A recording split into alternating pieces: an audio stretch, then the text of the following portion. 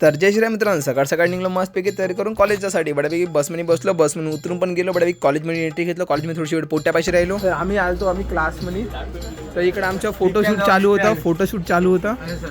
तर हे चेहऱ्याला पोलो होतं. बापू इकडे हात काढले थोडा. मग आम्हाला माहिती झालं 11 वाला चिरायला नाही, त्या म्हणून ते चिरायला नेली. मग आमची सुट्टी गेली. मग आम्ही आलो बड्यापैकी बस स्टॉपाशी आम्हाला बस भेटली. बसमध्ये बड्यापैकी बसलो. मग बस जाते म्हणून किती वेळ वाट पाहिलो. मग बड्यापैकी गावले आपली त्या इकडे कपड्याला हात शिलाई करतो, करून घे म्हणलो तिला. म्हणलं मग मी बड्यापैकी कपडे चेंज केलो मस्त की. मग केतननं मला फोन केला. केतन म्हणे तू घराकडे येऊन जा म्हणे, मला गमत नाही म्हणे. ठीक आहे म्हणलं. घराकडे जासाठी इकडे कटिंगच्या दुकानात आलो. कटिंगच्या दुकानात आपल्याला करण भेटला. करणले जय श्रीराम म्हणलं निघलो मस्तपैकी गावात जासाठी. बड्यापैकी गावात गेलो तर तिथं कीर्तन आपल्याला बसून दिसला. केतनले घेतलं हिंडणं चालू केलो गावभर. गावात आपल्याला काही नाही पण पोटे भेटले. पोट्यासोबत थोडं बोलून घेतलं. केतन म्हणे चल म्हणे बहुत वेळ हिंडलो म्हणे, आता म्हणे तू घरी जा. तुझ्या म्हणे मी माझ्या घरी जातो म्हणे. ठीक आहे म्हणलो.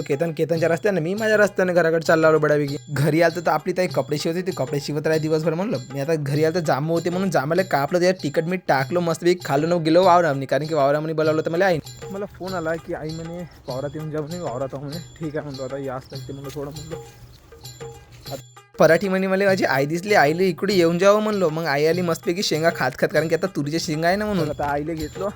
चलो वापिस आहे थोडं घराकडे पटपट जा लागते.